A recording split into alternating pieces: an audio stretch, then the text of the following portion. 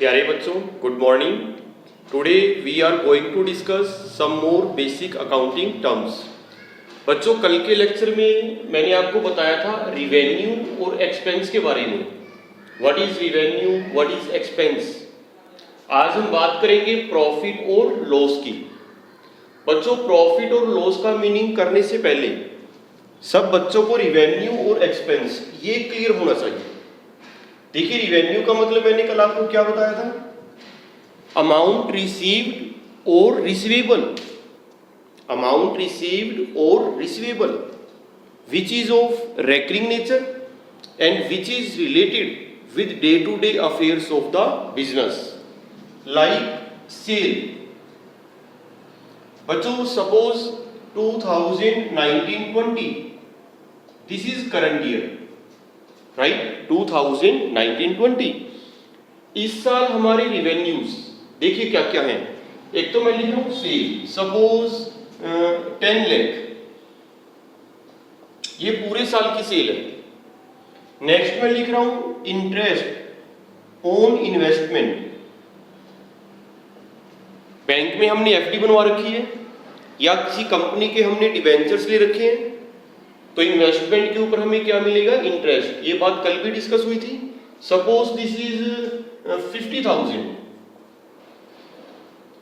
बस suppose there are only two items, sales and interest on investments, तो total revenue कितना हो गया? 10,50,000 फॉर द ईयर 2019-20। ऐसे ही बच्चों, कल मैंने एक्सपेंस के बारे में भी आपको बताया था। क्या बताया था? Expense is the cost incurred by a business to generate revenues, to earn revenues. Revenue earn करने के लिए बिजनेस एंटरप्राइज जो भी कॉस्ट इनकर करेगा उसी को हम क्या कहेंगे? Expense. Like purchase of goods, इस साल हमने सपोज गुड्स परचेज की है 7 लाख, ठीक है बच्चों। दुकान पर वर्कर्स हैं, एम्प्लॉइज हैं, उनको हम क्या पे करते हैं? सैलरी। सपोज सैलरी है 1 लाख, ठीक हो गया। दुकान हमने रेंट पे लिए, रेंट है 30,000। Some other expense, telephone charges, electricity charges, कुछ भी एक्सपेंस हो सकते हैं, सपोज 20,000। तो देखिए बच्चों, इस साल के टोटल एक्सपेंस कितने हो गए? 7,850, दैट कम्स टू रुपीज 8,50,000, ठीक है। अब हम बात कर रहे हैं प्रॉफिट और लॉस की। What do you mean by profit, what do you mean by loss? ये दोनों वर्ड्स मैं पहले दिन से यूज कर रहा हूं। मैंने आपको कहा था कि अकाउंटिंग का मेन ऑब्जेक्टिव क्या है? टू कैलकुलेट प्रॉफिट और loss at the end of the year. तो what is profit, what is loss? देखिए बच्चों, ये करंट ईयर है। At the end of the year 31 March 2020, at the end of the year we prepare final accounts, और final accounts में trading and profit and loss account. मैंने आपको पहले भी बताया था बच्चों, trading and profit and loss account में 2 साइड्स होती है। एक तरफ दिखाते हैं एक्सपेंसेस और एक तरफ हम क्या दिखाते हैं? Revenues. That's all. Trading and profit and loss account में एक साइड आएंगे रिवेन्यूज और एक साइड क्या आएंगे? एक्सपेंसेस। बस इनका कंपैरिजन होता है। If revenues are more than expenses, what will happen? सोचिए। And if expenses are more than revenues, what will happen? बच्चों, there may be 3 situations: revenue, expense, revenue, expense, revenue, expense. बीच में मैंने sign put up करना है। Greater का sign आ सकता है, लेस का साइन आ सकता है, और equal to. There may be maximum 3 possibilities. If revenues are more than expenses, just like in this example, revenues है 10,50,000, expenses है only 850, तो डिफरेंस कितना हो गया? 250। इस 250 को क्या कहेंगे बच्चों? Profit. This is profit. And if expenses are more than revenues, revenues कम है, एक्सपेंसेस ज्यादा है, तो डिफरेंस को क्या कहेंगे बच्चों? लॉस। क्लियर? और ऐसा भी हो सकता है बाई चांस कि revenues are equal to expenses, then there will be no profit no loss. ठीक है? अब देखिए प्रॉफिट का मीनिंग क्या हुआ? प्रॉफिट का मतलब है excess of total revenues over total expenses. Excess of total revenues over total expenses of a business enterprise during an accounting period. This is profit. Clear है बच्चों? लॉस का मतलब क्या होएगा? लॉस का मीनिंग इससे जस्ट अपोजिट है। Loss is excess of total expenses over total revenues. Excess of total expenses over total revenues of a business enterprise during an accounting period. Quite simple. Revenue ज़्यादा है, difference will be profit. Expenses ज़्यादा है, difference will be loss. देखिए बच्चों clear हुआ या नहीं? एक सावधानी आपने और रखनी है। मैं बच्चों कल जब रिवेन्यू का मीनिंग आपको बता रहा था तो मैंने स्टार्टिंग में ये नहीं लिखा था कि अमाउंट रिसीव्ड, ऐसे नहीं लिखा। मैंने लिखा था रिवेन्यू मींस अमाउंट रिसीव्ड और रिसीवेबल। इस बात का ध्यान रखना है। नॉर्मली कुछ स्टूडेंट्स गलती क्या करते हैं, उनको लगता है कि रिवेन्यू का मतलब है जो अमाउंट मिल चुकी है। नहीं, ऐसा नहीं है। रिवेन्यू का मतलब कैश रिसीव से नहीं है। कैश एक्चुअल में आपने वो रिवेन्यू लेना है जो हम अर्न कर चुके हैं, जो हम जनरेट कर चुके हैं। अमाउंट रिसीव्ड है या रिसीवेबल है, एक्चुअल में पैसा मिला है या अभी तक नहीं मिला है, डजंट मैटर। फॉर एग्जाम्पल इस साल की मैंने सेल बच्चों यहाँ पे कितनी लिखी है? 10 लाख। तो जरूरी नहीं है कि सारी की सारी कैश सेल है। हो सकता है कि इस 10 लाख में से 7 लाख क्रेडिट सेल हो, 7 लाख, और कैश सेल हो only 3 lakh. Credit sale 7 lakh, cash cell 3 lakh, total sale कितनी हो गई? 10 लाख। तो ये 10 लाख रिवेन्यू है हमारा। ये रिवेन्यू हम जनरेट कर चुके हैं। पेमेंट कब आएगी? कोई बात नहीं, आ जाएगी। तो रिवेन्यू का मतलब ये नहीं है कैश रिसीव, अमाउंट रिसीव्ड और रिसीवेबल। जो रिवेन्यू आप जनरेट कर चुके हो वो सारा आपने यहाँ पे कंसीडर करना है।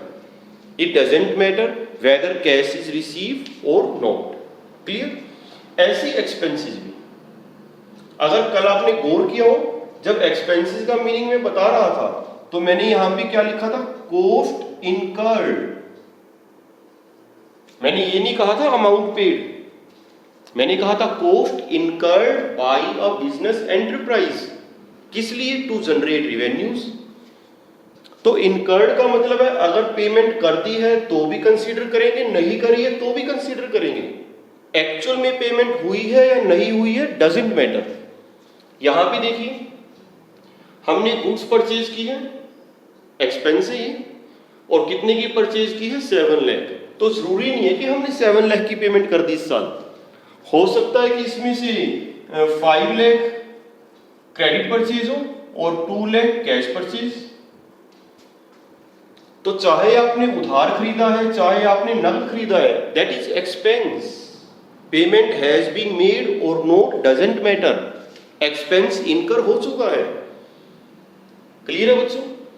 तो ये था प्रॉफिट और लॉस। सिंपली आपने रिवेन्यूज और एक्सपेंसेस का कंपैरिजन करना है। क्लियर? अब लॉस के बारे में एक बात और देखिए। एक तो मीनिंग मैंने आपको ये बताया, लॉस का एक मीनिंग और है। एक मीनिंग और है लॉस का, क्या है? It also refers to, it also refers to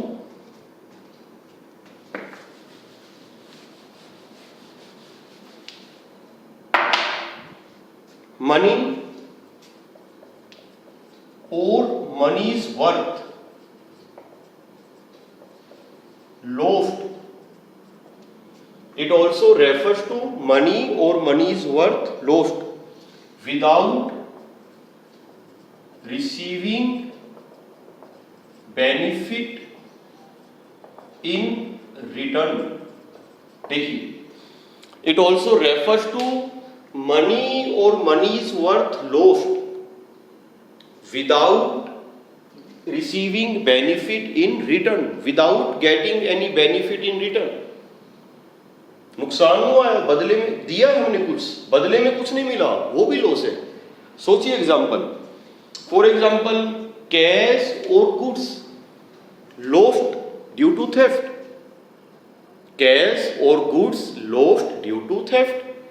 दुकान से 50,000 रुपीज की चोरी हो गई। What is this? Loss. दुकान से 1 लाख रुपए का माल चोरी हो गया। What is this? Loss. Money or money's worth lost without receiving benefit in return. तो loss by theft, loss by fire. Goods destroyed by fire worth rupees 10,000. What is this? Loss. Loss by accident हो सकता है, loss by fire हो सकता है, loss by theft हो सकता है, ये भी loss है। तो loss की अगर मीनिंग की कोई बात करे, आप ये भी कह सकते हो और ये भी कह सकते हो। Both meanings are correct, right? Profit हो गया बच्चों, लॉस हो गया।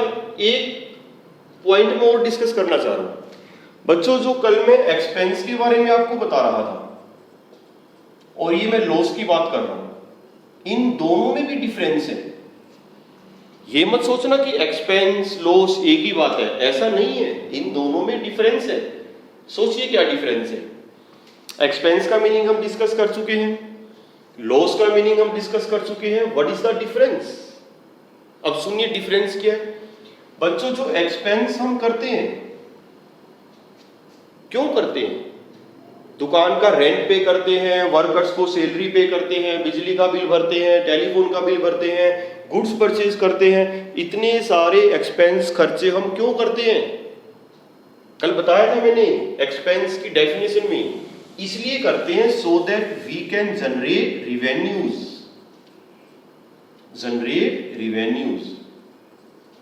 Expenses are incurred by a business enterprise, किस लिए? To generate revenue, तभी तो revenue जनरेट होगा। लेकिन जो लॉस है, इसका पर्पस revenue जनरेट करना नहीं है। The purpose of expense is to generate revenue, but the purpose of loss is not to generate revenue. Godown में आग लग गई, 5 लाख का 10 लाख का माल डिस्ट्रॉय हो गया, दिस इज लॉस। चलो एक एग्जांपल मोर देता हूं, उससे आपको बिल्कुल क्लियर हो जाएगा कि what is the difference between expense and loss. हमारे पास एक कार है जिसे हम फर्म में यूज करते हैं, गाड़ी है। तो गाड़ी में हम पेट्रोल डलवाते हैं, टाइम टू टाइम उसकी सर्विस करवाते हैं, उसका इंश्योरेंस करवाते हैं। All these are expenses. लेकिन रात को अगर वही गाड़ी चोरी हो गई तो उसको एक्सपेंस नहीं कहेंगे, उसको क्या कहेंगे? लॉस। समझ रहे हो बच्चों? There is difference between expense and loss. Expense तो हम करते हैं टू जनरेट रिवेन्यू, लॉसेस का पर्पस रिवेन्यू जनरेट करना नहीं है। क्लियर? तो प्रॉफिट हो गया, लॉस हो गया। प्रॉफिट और इनकम लगभग एक ही बात है बच्चों। हम profit excess of revenues over expense, profit भी कह देते हैं, इनकम भी कह देते हैं, ऑलमोस्ट दोनों का मीनिंग लगभग सेम है। गेन, अब देखिए एक लेमैन के लिए तो प्रॉफिट, इनकम, गेन इन सब का एक ही मतलब है। प्रॉफिट भी कह सकते हैं, गेन भी कह सकते हैं, लेकिन अकाउंटिंग में ऐसा नहीं है। अकाउंटिंग में प्रॉफिट और गेन में फर्क है, डिफरेंस है।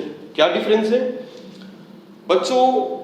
गेन का मतलब है प्रॉफिट और benefit. Gain is the profit or benefit that arises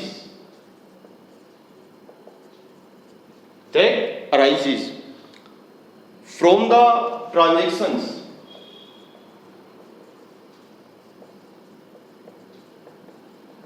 which are incidental to business। ये profit or benefit that arises from the transactions which are incidental to business। मतलब वो ट्रांजैक्शन जो incidental का मतलब है जो रेगुलर नेचर की नहीं है। इncidental to business means non regular nature, non recurring nature। या सिंपल लैंग्वेज में अगर आपने कहना है तो हम ऐसे भी कह सकते हैं कि गेन का मतलब है profit of non recurring nature, profit of non regular nature, जो रूटीन में नहीं हम कमाते, अचानक हो गया by chance, that is gain. बच्चों जैसे मैं क्लोथ मर्चेंट हूं, ठीक है, मेरा कपड़े का बिजनेस है, मैं क्लोथ परचेज भी करता हूं, क्लोथ सेल भी करता हूं। तो जो मैं क्लोथ परचेज कर रहा हूं, क्लोथ सेल कर रहा हूं, उससे जो मैं कमाऊंगा that is profit, that is profit. Clear है? जो मैं अपनी नॉर्मल बिजनेस एक्टिविटी से कमा रहा हूं। अब मेरे पास कस्टमर्स के बैठने के लिए फर्नीचर है, दुकान मेरी कपड़े की है, लेकिन कुछ फर्नीचर भी है मेरे पास कस्टमर्स के बैठने के लिए, पुराना हो गया और मैं उसको सेल कर रहा हूं। सपोज उसकी बुक वैल्यू है 50,000 बुक वैल्यू। आगे जाके बातें डिस्कस करेंगे कि व्हाट इज बुक वैल्यू। हमारी बुक्स में उसकी वैल्यू कितनी है 50, और बाई चांस ये सेल हो गया 60 का सेलिंग प्राइस। तो देखिए जो पुराना फर्नीचर हमारे पास पड़ा था, पुराना सोफा सेट हमारे पास पड़ा था, बुक वैल्यू 50 है और सेल कितने का हो गया 60। देखिए फायदा हुआ नुकसान हुआ? ऑब्वियसली फायदा हो रहा है। कितने का बेनिफिट हो गया? 10,000। तो बच्चों ध्यान रखना, दिस इज नॉट प्रॉफिट, इसे प्रॉफिट नहीं कहेंगे, टेक्निकली हम इसको क्या कहेंगे? गेन। क्योंकि हमारा बिजनेस फर्नीचर का थोड़ी है, बिजनेस तो हमारा क्लोथ का है। समझ रहे हो बच्चों? जो नॉर्मल बिजनेस एक्टिविटी से हम कमाते हैं दैट इज प्रॉफिट। गेन क्या होता है? गेन का मतलब है profit of non regular nature, profit of non recurring nature that arises from the transactions which are incidental to business, जो रूटीन का नहीं है। तो गेन के अगर कोई एग्जांपल कहें, एक एग्जांपल तो मैंने आपको बता ही दिया, gain on sale of fixed asset. दूसरा example winning a court case. हमने किसी थर्ड पार्टी पे कोर्ट केस किया हुआ था और आज हम वो कोर्ट केस जीत गए, काफी अच्छा खासा हमें क्लेम मिलने वाला है, तो फायदा तो हो गया, लेकिन ये प्रॉफिट नहीं है, this is also gain. Clear है बच्चों? तो ये था प्रॉफिट, लॉस एंड गेन। बच्चों आप स्क्रीनशॉट ले सकते हो।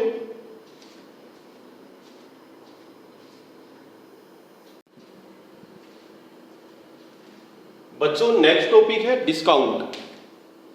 डिस्काउंट वर्ड आपने रूटीन में भी सुना होगा बच्चों। डिस्काउंट का मतलब क्या है? हम भी कई बार किसी शॉपकीपर के पास जाते हैं, कोई आइटम हम परचेज कर रहे हैं, फ्रिज ले रहे हैं या कुछ और ले रहे हैं, बुक्स ले रहे हैं, तो हम भी कई बार दुकानदार से पूछ लेते हैं कि भैया इसमें डिस्काउंट कितनी दोगे? तो डिस्काउंट का मतलब क्या है? Discount is the deduction in the price of goods sold. Discount is the deduction in the price of goods sold. कि जी आप लेस कितना करोगे, कितना डिडक्ट करोगे इसमें से। आप ये भी कह सकते हो कि जो डिस्काउंट है it is a rebate, it is a rebate और allowance, whatever you call it, एक ही बात है। It is a rebate or allowance given by the seller to the buyer। कौन देता है? सेलर। किसको देता है? बायर को। तो दिस इज डिस्काउंट। बच्चों डिस्काउंट में भी of two types, trade discount and cash discount. अब ये ट्रेड डिस्काउंट क्या होती है? बच्चों ट्रेड डिस्काउंट का मतलब है the discount which is allowed by the seller to the buyer at a fixed percentage, at a fixed percentage on the list price, on the list price। list price means MRP। बच्चों कोई product है उस पे MRP print होता है, तो उसके ऊपर हम एक फिक्स परसेंटेज से डिस्काउंट देते हैं, 5%, 10%। आप मार्केट में बुक लेने के लिए गए, बुक पर एमआरपी है 400 और दुकानदार क्या कर रहा है? वो इस एमआरपी पे 10% लेस कर रहा है। कितना हो गया 10%? 40। आपको बुक कितने की मिल गई? 360 की। तो बच्चों लिस्ट प्राइस पर ये जो 10% लेस किया है ये 40 rupees, what is this? This is trade discount. Clear है? It is a discount which is given by the seller to the buyer at a fixed percentage on the list price। और ये discount seller हर customer को देता है normally, whether it is cash cell और credit sale. आप नकद बेच रहे हो, उधार बेच रहे हो, ये हम हर एक कस्टमर को देते हैं। क्लियर? कैश डिस्काउंट क्या है बच्चों? कैश डिस्काउंट भी सेलर देता है और बायर को देता है। और क्यों देता है? For making quick payment, for making prompt payment. It is given by the seller to the buyer for making quick payment, ताकि वो फटाफट पेमेंट करे। एग्जाम्पल देके आपको बताता हूं, वैसे तो नाम से क्लियर है, कैश डिस्काउंट।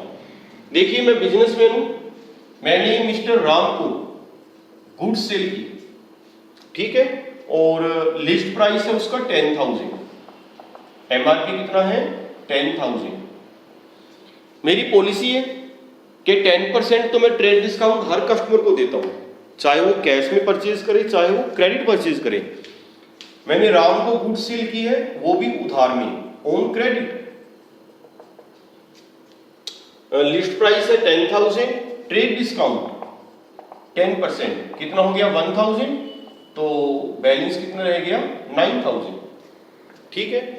अब हमारी फर्म की पॉलिसी है कि अगर कोई कस्टमर, अगर कोई debtor within 1 week payment कर देता है, कुछ भी पॉलिसी हो सकती है, within 3 days, within 4 days, within 1 week, within 1 month, कोई भी हम पॉलिसी बना सकते हैं। मान लीजिए हमारी पॉलिसी है कि if the customer makes the payment within 1 week then we will allow him cash discount at the rate 2%। मान लीजिए गुड्स हमने सेल की थी सपोज 15 अप्रैल में, ठीक है, 10,000, 10% हमने लेस कर दिया, कितना रह गया? 9,000। और राम वो पेमेंट कर रहा है 20 अप्रैल को। देखो विद इन 1 वीक अगले ने पेमेंट कर दी, क्योंकि उसको पता था कि अगर एक हफ्ते के अंदर वो पेमेंट करेगा तो उसको 2% कैश डिस्काउंट मिलेगी। ये कैश डिस्काउंट क्या है? It acts as an incentive, एक इंसेंटिव है ये, that encourages the customers, that encourages the debtors for making quick payment. तो देखो अगर 20 अप्रैल को वो पेमेंट कर देता है तो मैं उसको 2% कैश डिस्काउंट दूंगा। 9,000 पे बच्चों, 9,000 लिस्ट प्राइस पे नहीं, 9,000 पे। Make it clear, trade discount list price पर देते हैं, लेकिन जो कैश डिस्काउंट है वो इसके ऊपर दे रहे हैं। तो 9,000 का 2% कितना हो गया? 180। तो हमें उससे पेमेंट कितनी मिलेगी? 8820। देखो बच्चों कैलकुलेशन ठीक है? यस, हम उससे कितनी पेमेंट लेंगे? 8820। तो 1000 हमने यहां पे लेस कर दिया, 180 यहां पे लेस कर दिया। ये भी डिस्काउंट है, ये भी डिस्काउंट है। फर्क क्या है? This is trade discount and this is cash discount. समझ रहे हो बच्चों? तो cash discount is discount which is given by the seller to the buyer for making quick payment. दोनों का ऑब्जेक्टिव अलग अलग है। ट्रेड डिस्काउंट क्यों देते हैं हम? ट्रेड डिस्काउंट देने का मकसद होता है to attract more and more customers, to increase the sale. But cash discount का पर्पस क्या है? To encourage the customers for making quick payment. Clear है बच्चों? वैसे तो एक डिफरेंस और है कि ट्रेड डिस्काउंट को हम बुक्स पे रिकॉर्ड नहीं करते, कैश डिस्काउंट को रिकॉर्ड करते हैं। वो बातें हम आगे करेंगे जर्नल वाले चैप्टर में। फिलहाल तो बस इतना ही आपने समझना था कि what is discount, what is trade discount and what is cash discount. तो बच्चों टोटल कितने पॉइंट्स हो गए आज? प्रॉफिट हो गया, लॉस के बारे में हो गया, एक्सपेंस लॉस में क्या डिफरेंस है, नेक्स्ट मैंने गेन के बारे में आपको बताया, और नेक्स्ट मैंने बताया आपको डिस्काउंट। लगभग चैप्टर ये ओवर होने वाला है। आज डेट है 15 मई। बच्चों आज फ्राइडे है, सैटरडे संडे 2 दिन का हम ब्रेक रखेंगे, ताकि जितनी भी टर्म्स आपको इस चैप्टर में करवाई गई है आप वो बढ़िया तरीके से प्रिपेयर कर सको, लर्न कर सको। अब इस चैप्टर पे एक लेक्चर मैंने और लगाना है, और वो लेक्चर होगा मंडे को, मंडे यानी कि 18 मई को। ठीक है बच्चों? 18 मई को नेक्स्ट लेक्चर में चैप्टर ओवर हो जाएगा। जितनी टर्म्स हमारे सिलेबस में है वो सारी लगभग डिस्कस हो जाएंगी। वैसे बुक्स में कुछ एक्स्ट्रा टर्म्स भी दी हुई हैं, लेकिन वो जैसे जैसे हम आगे बढ़ेंगे ऑटोमेटिकली क्लियर होती जाएंगी।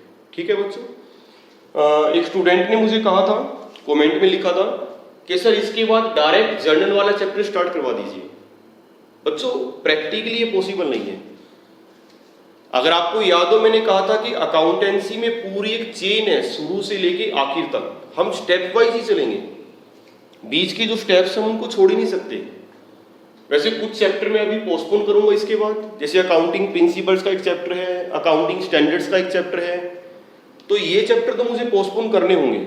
शायद मैंने आपको पहले ही बताया होगा कि अगर इस स्टेज पर मैं आपको ये चैप्टर सिखाता हूँ, अकाउंटिंग प्रिंसिपल्स, अकाउंटिंग स्टैंडर्ड्स, तो मेरा मानना है कि आपको बड़ी डिफिकल्टीज में आएगी।